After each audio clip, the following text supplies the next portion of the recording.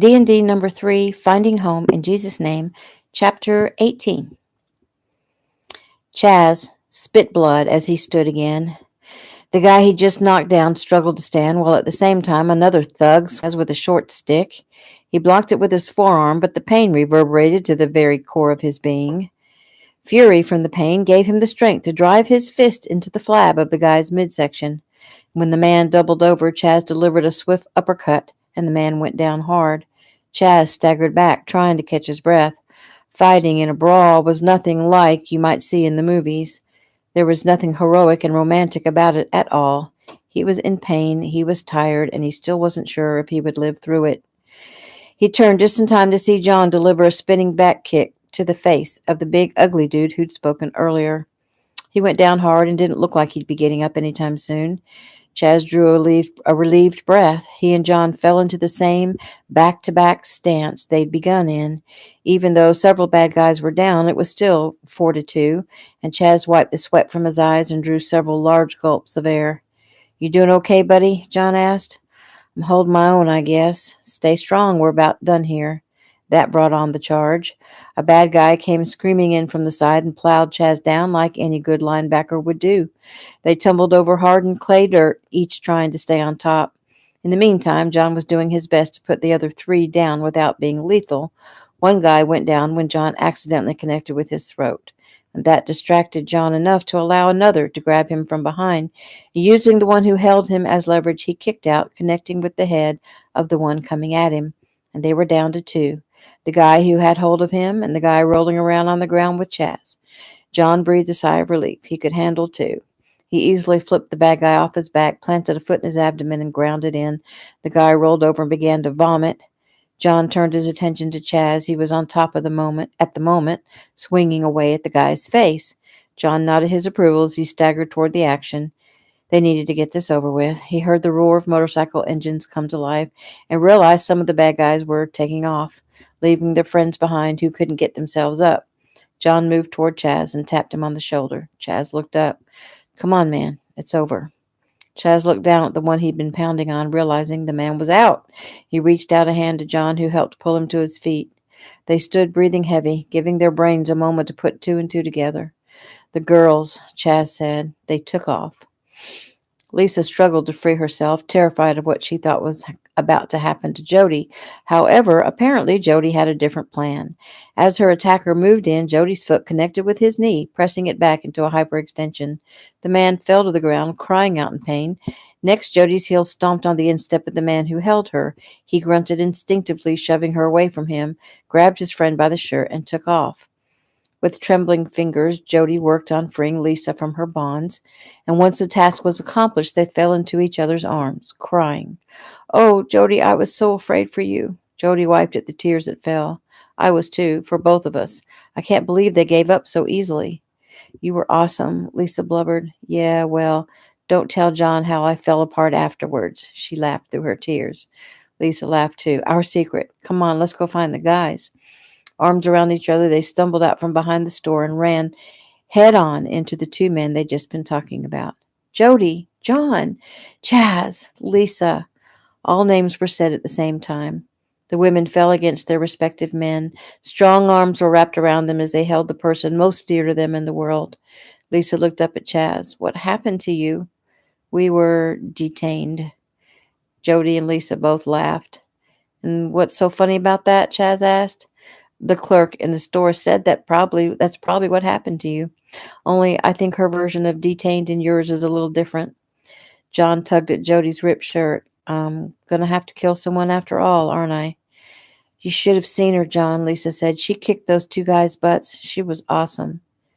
"2 guys? Are they okay, baby?" John asked. "Are you okay, baby?" John asked. "I'm fine." She gestured toward Lisa. "We're fine." "Looks like they connected," he said, touching her swollen lip. "Just the one time," she said with a grin. "Looks like you've been connected with yourself." "And it was a lot more than once," Chaz offered. "Speak for yourself," John said. "How did you find us here?" Lisa asked, grabbed that little kid by the scruff of the neck and shook the information out of him. "So what happened?" Jody asked. "And why?" "Someone paid a motorcycle gang to take us out, apparently so they could get To the two of you, Chaz answered. For the same reason, right? To get me to leave town, Lisa said, her voice shaking. Except this time they went after Jody. They know you won't leave, so they decided to work on someone you care about, John stated matter-of-factly. Well, what are we going to do, Chaz? Lisa asked. This is making me crazy. They went after Jody. Calm down now, hon. We'll call Tyson, let him know, and then let the rest of the family know. I don't want Megan or Cindy or Steph to be out alone. New scene. Lisa sat on the quilt between Chaz's legs, her head resting against his chest. They gazed towards the sky. It wasn't quite dark enough for the fireworks to start, but they were comfortable and had no desire to do anything else but sit close and enjoy just being. Chaz sipped on a beer, feeling the beginnings of a good buzz. John and Jody opted to go for a swim. The entire town converged on Wilson's Lake, where the fireworks display would be held. There were bonfires and coolers filled with refreshments. The older generations brought folding chairs and sat in circles and talked about life. The younger generations played pickup games of football or frisbee or went for a swim, and the lovers found places to be alone so that lips could meet. Chaz considered him and Lisa to be of that last group, only he was having a tough time getting close enough without causing himself a great deal of pain. When Lisa scooted back to be closer to him, he grunted. Oh, Chaz, I'm sorry, Lisa said, turning to him. Let me see how bad it is. She tried to tuck his shirt up, but he stopped her. No, I don't want to know. I do. Why? So I can give you sympathy. He sighed, downed the rest of his beer, and leaned over to pull another one from the cooler. I don't want your sympathy. She smiled slyly. Well, let me look under your shirt, and I'll let you look under mine. Tilting the bottle up, he smiled at her. How could he turn that down? Deal. She lifted the hem of his shirt and pulled it over his head. She gasped. Good grief, Chaz. You're covered with bruises. You look like you've been in a car wreck. I feel like I have. He raised his arm. Look at this one. Lisa ran her fingers gently over his forearm. The entire length was a deep purple. Oh, honey, she whispered as she softly kissed his arm. And look at this one on my neck. Some guy tried to strangle me. She touched her lips to his neck. And this one, he said, pointing to his abdomen. She smiled. I don't see anything there. He looked down. Are you blind? It's right there. She gave in and kissed him where he pointed, and he closed his eyes, wishing with all his might that they were somewhere behind closed doors. And then he remembered. He was supposed to be proving himself worthy of God's presence in his life. Apparently, he'd had one too many beers because he was feeling pretty uninhibited. Your turn, Lisa whispered as she grabbed the hem of her shirt. He laid his hand over top hers to stop her. We'd better stop. We're in public. No one can see us way back here in the dark. Lisa, don't. Don't what? She asked coyly. The sweat beaded on his lip. His eyes closed. His breathing became labored. He reached down and grabbed her hand. Stop. She giggled. Okay, I'll behave. His heartbeat slowed. Come here and let me kiss that sweet mouth of yours, he said softly. She moved closer and tilted her head up, and just as their lips met, the sky burst into stars of red, white, and blue. Oh, Jesus, you are good, Chaz whispered in prayer. They couldn't help but laugh out loud. Chaz woke. Oh, new scene. Chaz woke later than usual. He opened one eye to glance at the clock. Smiling, he snuggled back down into the softness of the bed. He had at least another hour he could sleep. He'd had a few too many last night, but what the heck? It was Independence Day. Nothing that a few aspirin couldn't handle. This is heaven, he thought. It could only be better if Lisa were here now, married to him, in his bed. Chaz! Lisa screamed. Oh, no! Chaz! He sprang from the bed and raced down the steps, got to the kitchen and stopped. Lisa looked up at him, tears streaming down her face. Maddie lay on the kitchen floor, her skin gray. Chaz threw himself down beside her and started CPR immediately. Call Mom. Get her here, he barked. Then call 911. Lisa grabbed the phone. John and Jody came charging down the steps. John, I need your help, he ordered. Breathe 2 breaths when I tell you to. Chaz pumped Maddie's heart. Okay, breathe. He waited for John to finish, then began pumping again, counting to 30. Breathe. The men continued administering CPR. Lisa cried and prayed alternately. Jody watched and waited, and when she heard tires on the gravel drive out front, she ran to the door. Dr. Stewart hurried inside. What seemed like only a few minutes later, the ambulance arrived. Through a whirlwind of activity, Lisa managed to keep it together, and Jody took her upstairs to dress, and John stayed home with Jody while Chaz drove Lisa into the hospital, and after a stop at the local hospital to assess, Dr. Stewart arranged to have Maddie taken into Atlanta to Piedmont Hospital. I can't stand this, Lisa cried after an hour in the emergency waiting room. Please, Chaz, can you find out something? Anything? I'll try. I'll be right back. Lisa watched him go. She was being unfair, she knew. It didn't matter to the nurses if Chaz was Dr. Stewart's son. They weren't going to let him in, but still, maybe they'd tell him something.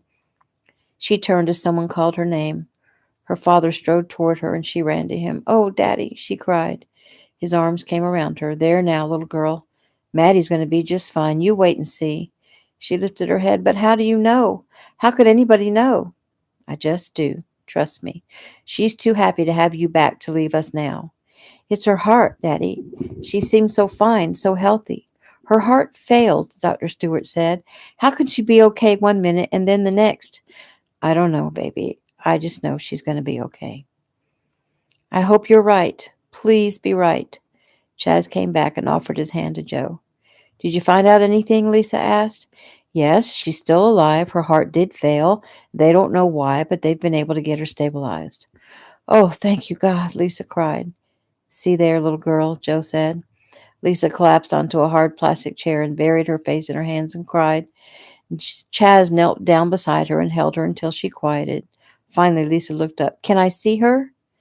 Not yet. They're going to move her to ICU, and then you'll be able to go in. Lisa nodded. Joe took Chaz aside to ask him about what had transpired and fill him in on what the sheriff had to report about the men who attacked Lisa and Jody the day before, which was pretty much squat. Chaz ran a hand through his hair, a sign of frustration. Something's got to give. This is ridiculous. We should be able to pin this thing down. Someone wants Lisa gone. Every instinct I have says Marcus is involved in what's happening. The motorcycle gang that tried to kill us yesterday was not a figment of my imagination. No, I can see from the black eye and the bruises on your arms that it was real, Chaz, but not one bike was traced. Not one license plate. Nothing. Chaz sighed, hands on hips. Well, right now I'm just going to concentrate on keeping Lisa safe and getting Miss Maddie well. Good. That's all we can do right now. I'm going to stick around for a few hours and see if I can talk Lisa into eating something, and then I've got to go. But Shirley's coming up to help keep vigil in a little while. Chaz nodded. Appreciate it. That's what family's for. Tell that to Lisa. New sign. New scene. I don't get it, Marcus. Why is the stupid land so important to you? Who cares about the stupid old farmhouse? I know I don't. Andrea, Marcus said softly and patiently, land is all there is. It's the most important thing. There is a finite amount of land on this earth. No more is going to magically appear. What's here is here, and what's mine is mine. And I intend to make that land mine. Within the next 10 years, it's going to be worth a fortune. But I liked Miss Maddie. She was always so nice to me. So why'd you have to go and kill her? I didn't want to do it, Andrea. He came to her when she sat on her vanity stool and peered at her adorable oval face in the mirror. Sometimes a man has to do things that he doesn't want to do. He placed his hand on her shoulder. You understand, don't you, sweetheart? She looked up at him in the mirror and gave him the gift of a slight smile. I'm trying to understand. Really, I am. I just wish you'd gotten rid of that red-headed witch instead of Miss Maddie. Look, Andrea, I promised I would. And don't I always keep my promises? Believe me, I want her gone as much as you. I had everything under control until she got here. He sighed. I really didn't think she'd hold on this long. I believed that she'd turn tail and run at the first sign of trouble. Now I have to try and figure out a way of permanently getting rid of her, and that takes some planning, Andrea. You do understand that, don't you? Yes, she sighed, but I'm tired of waiting. She's in the way. As long as she's around, Chaz won't even look at me. Abruptly, he pulled his hand away. Well, what do you see in that overgrown cowboy is beyond me. It's him I should be getting rid of. Why couldn't he have gotten himself blown up in Iraq by some roadside bomb? Andrea rose. Come on now, Marcus, don't be jealous. You know I like you best, but no one can know about us. And I need someone to be with in public, and I want him. Yes, well, sometimes there are things you can't have. Her face filled with rage. Don't you tell me that. Don't you dare tell me that. I can have him, and I will have him. After everything that's happened, I just know that we'll be able to work it out. I hate him, Andrea. He accused me all those years ago of going after Cindy, and he's used his fists on me more than one occasion. Doesn't that mean anything to you? She looked up at her brother, the pulse beating in his neck, the look of hatred in his eyes. She reached up and touched his face gently, knowing her touch could calm him. Of course it does. Admit it, though. I mean, you did try to get Cindy. If I hadn't come along, you would have done it. You were lucky that time. Maybe. If I hadn't stopped you, they would have put you in jail, and then where would I be, huh? Come on now, Marcus. Promise me you won't hurt him again. Those bikers could have killed him. If that had happened, I would never forgive you. Never. He looked down at her. Don't say that. I'm sorry, but you need to keep that in mind. Chaz lives. The redhead dies. He pushed her away. I have to think about it. She giggled. Don't think. Just get her out of my town and out of my life. I already said I will, he answered, pouting. Oh, stop looking so upset, she said. Come here and I'll make everything all better. It's the least I can do, after all you've done for me and all you're about to do. Marcus let her take the lead. He liked it when she took control and when he could stop thinking for a little while. He always had to be the strong one. He had to take care of her, didn't he? She was so young and innocent. Many years ago, she'd asked him to show her the things that would make her a woman, and at first he hadn't wanted to. It was wrong. He knew that's how the outside world saw it, but they couldn't understand how much he cared for her and how he'd do anything for her. He looked up at her sweet face as she cradled his head and murmured endearments in his ear, and he smiled at her. New scene. Shirley, Lisa, and Chaz rose as Dr. Stewart entered the room in ICU. Maddie had still not opened her eyes, but she was stable. Patricia Stewart gave Lisa a hug. Anything new since yesterday, Mom? Chaz asked. Yes, that's why I'm here. I've just gotten off the phone with the sheriff. The sheriff? Why? Did you find out who hurt Lisa? No, but what I did find out is very upsetting. Maddie was poisoned. Lisa gasped. Poisoned? Barium carbonate. Barium carbonate, Chaz asked, searching his brain for the chemical breakdowns. Yeah, you can find it commonly in rat poison. Rat poison. Dear God. It's my fault, Lisa said softly, peering down at Maddie's face. I should have left. She looked up at Chaz. I should have left. I have no business coming here and bringing all this trouble with me. You didn't bring it with you, Lisa. Do you think someone followed you here from California and decided to kill us all off? Someone did follow me, Glenn, and he poisoned me, didn't he? Maybe he did this too. Do you think he did this? No, I don't. First, Glenn didn't poison you. He drugged you. I think someone who lives in Pine Forest doesn't like having strangers come in and take over their town. I need to go. I'll leave. I'll just leave. Then everyone will be okay. You're not going anywhere, Chaz said. She turned on him. Don't you tell me what I can and can't do. He shook his head. Come on, Lisa. Don't fall apart on me now. He looked over at his mother. Tell us about the barium. It's potentially life-threatening, of course. The barium carbonate causes ventricular tachycardia, VTAC. It's a fast rhythm that originates in one of the ventricles of the heart. It can lead to ventricular fibrillation and sudden death. There are other symptoms that I won't go into. It's not a common way of poisoning, not for homicide anyway. It's usually accidental. But with everything else that's been going on, I decided to call Tyson, and he asked me to speak with the sheriff. Is she going to be okay then? Lisa asked. I believe she will recover. Thank God, Lisa breathed. She walked toward the door. I'll stay until I'm sure she's okay, then I'm leaving. No, you're not. Lisa whipped around. The words came from her grandmother. Grams, Lisa cried, running to her side. Oh, Grams, you're awake. How are you feeling? I'm fine, and you're not going anywhere. But don't you argue with me when I'm feeling so puny. Lisa smiled at her. Yes, ma'am. Dr. Stewart moved forward. Let me have a look at you. You two step out. Gladly, Chaz said, grabbing Lisa by the elbow. I'm going to talk some sense into your granddaughter. Why, thank you, dear. That would be very nice. And that is the end of chapter 18.